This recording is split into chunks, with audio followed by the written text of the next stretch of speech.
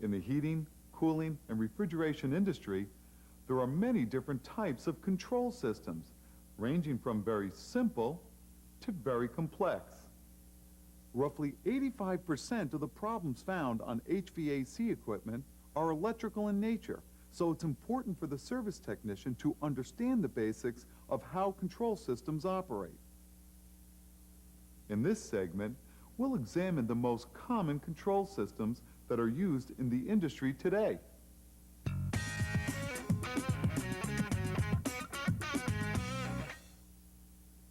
We'll begin our discussion of air conditioning control systems by examining the basic condensing unit. The condensing unit is a portion of an air conditioning system that contains a compressor, condenser, condenser fan motor, and the devices that control the operation of these components.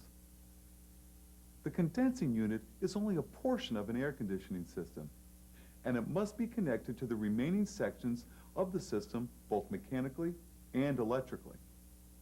In a simple condensing unit, the compressor and condenser fan motor are often controlled by a single contactor that's often energized by a 24-volt control circuit, although other voltages can be used. When the thermostat calls for compressor operation, 24 volts is sent to the contactor coil and the contacts close, thereby energizing the compressor and condenser fan motor. Both the compressor and condenser fan motor will operate as long as their internal overload devices are in the closed position.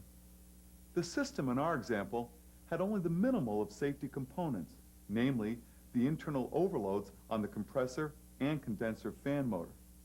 Most systems have additional safety devices in their control circuits. Most condensing unit control circuits have a high pressure switch in series with the compressor contactor coil. The high pressure switch will de-energize the compressor and condenser fan motor in the event that the high pressure in the refrigerant piping reaches unsafe levels. In order to prevent the compressor from operating when a loss of refrigerant has occurred, many units are equipped with a low-pressure switch, which opens its contacts if the pressure in the system drops below a predetermined set point. In addition, many control circuits also contain a compressor safety thermostat that will open if the temperature of the compressor rises above a predetermined level. When an air conditioning system is added onto the heating system, such as a gas furnace, the field technician may encounter a wiring diagram similar to this one. Notice that there is low voltage control wiring that must be installed between the condensing unit, furnace, and the thermostat. Proper installation of this wiring helps ensure proper system operation. Troubleshooting the condensing unit is easily accomplished by using the schematic diagram. As we can see, there are two wires that are bringing the 24-volt power in the control circuit to the condensing unit. If there's a reading of 24 volts between Y and C at the air handler unit, the compressor and condenser fan motor should both be operating. If the compressor and condenser fan motor are not operating, and there is voltage being supplied to the condensing unit, the problem lies within the condensing unit. The voltage at the contactor coil should then be checked. If there is no voltage being supplied to the contactor coil, there's a problem with one of the components in the control circuit. If there is voltage at the contactor coil, you should take a voltage reading on the line side of the contactor. A reading of 0 volts indicates that there's a problem with the power feeding the condensing unit. If there's a live voltage reading at the line side of the contactor, you should then take a voltage reading at the load side of the contactor. A reading of 0 volts indicates that the contactor contacts are not closed, and it's likely there's a problem with the contactor coil, provided that there was proper voltage at the coil. A reading of line voltage on the load side of the contactor indicates that the contacts are closed and power is being supplied to the compressor and condenser fan motor. The wiring to the compressor and condenser fan motor should be checked.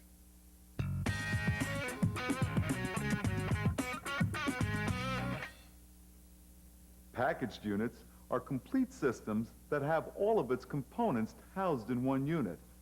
These systems do not require field-installed refrigerant lines, but they do need power brought to them, and in many cases need to have control wiring installed to the thermostat.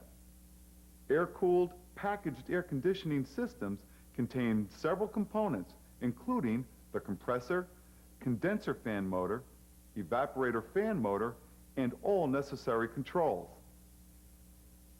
The wiring diagram of a simple air-cooled package unit is shown here.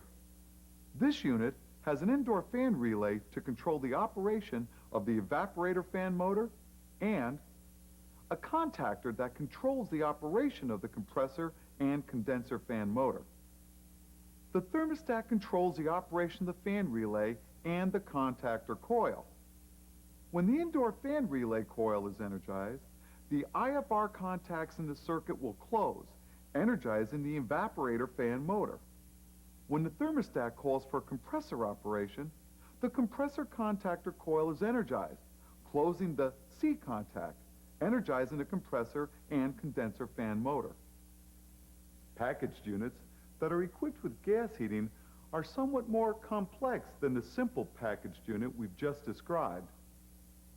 These systems include the control module that helps ensure proper operation of the gas system, as well as the components that are present in the air conditioning portion of the system. Packaged units are often equipped with remote condensers. On these systems, there must be interconnecting wiring between the unit and the condenser's remote location. The wire diagram of a typical air-cooled package unit with the remote condenser is shown here. This unit has a line voltage switch and a line voltage thermostat. Notice that in this unit, all the wiring is done at the factory, with the exception of the wiring to the condenser fan motor. Some packaged units are of the water-cooled variety and rely on a water source, such as a cooling tower, to absorb the heat that's rejected from the system. In order for the system to operate, the cooling tower must be operational. Water-cooled packaged units often have the thermostat built into the unit itself, requiring only the installation of the line voltage power supply. The wiring diagram for a simple water-cooled package system is shown here. This system has a line voltage switch and thermostat to control the operation of the unit. In order for the compressor to become energized, the thermostat must be called for cooling, the high and low pressure switches must be in the closed position, and the cooling tower must be operating. The contacts labeled CWI are closed when the cooling tower is energized.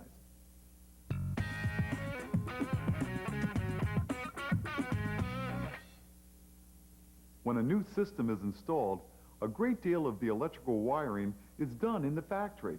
However, there is still wiring that must be done by the installation crew. This wiring is called field wiring. Wiring that must be installed in the field is clearly labeled in the wiring diagram of the system. Here we can see that the low voltage field wiring is denoted by a thin, solid black line. The line voltage field wiring is denoted by a thicker solid line as shown here. Power must be brought to both the condensing unit as well as the air handler or furnace. The field wiring on packaged systems is typically less complicated because there's only one piece of equipment you need to bring to power. Commercial or industrial systems that operate on three-phase power must have 3 hot legs supplied to the equipment. As with any electrical system installation, it's important to make certain that all conductors, fuses, and circuit breakers are properly sized for the intended application.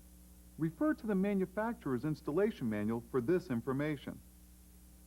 Control wiring, on the other hand, does not supply line voltage to the motors and system devices, but it does signal these components when to cycle on and off.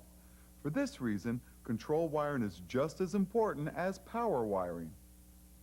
Control systems used in residential application are almost always of the low voltage variety, utilizing a control transformer to provide the 24-volt power supply for the control circuit. The transformer is often located in a fan relay package located within the air handler or furnace. Most of the low voltage connections between the condensing unit, thermostat, and indoor unit are made at the fan relay package. You can see from this diagram that the condensing unit is powered by the Y terminal on the thermostat, which provides power when cooling is called for. The heating cycle is controlled by the W terminal on the thermostat, which energizes the furnace when there's a call for heat. The G terminal on the thermostat controls the indoor fan, which is not shown in this diagram, since the control wiring for this component is factory installed. Industrial and commercial control circuit wiring is similar to that used in a residential system, even though the power circuit wiring may be three-phase, or at least 240-volt single-phase. The size of the conductors used in control circuits is typically smaller than the conductors used in power circuits. Always be sure to follow the manufacturer's guidelines when installing control circuits to be sure that the conductors are properly sized for the application.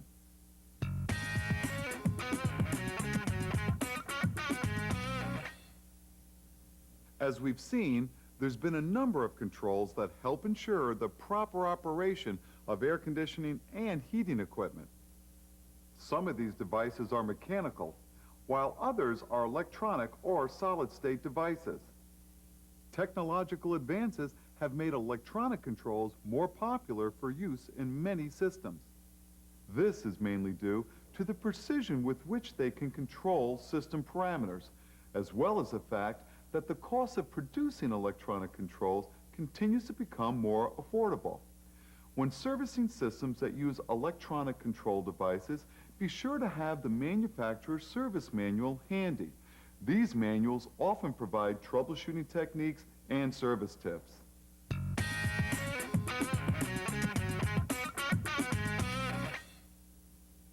The basic condensing unit is only a portion of an air conditioning system and is often controlled by a single contactor that's powered by a 24-volt control circuit. Most condensing units are equipped with pressure controls as well as other safety devices to ensure proper and safe system operation. Troubleshooting the condensing unit can be done easily with the help of a voltmeter. Packaged units need to have power brought to them, and in many cases need to have control wiring installed as well. Field wiring is done by the installation crew and can be either power circuit wiring or control circuit wiring. As with any electrical system installation, it's important to make certain that all conductors, fuses, and circuit breakers are properly sized for the intended application. Refer to the manufacturer's installation manual for this information. Solid-state controls are becoming more and more popular. When servicing systems that use electronic control devices, be sure to have the manufacturer's service manual handy. This series continues in the next segment on control systems circuitry.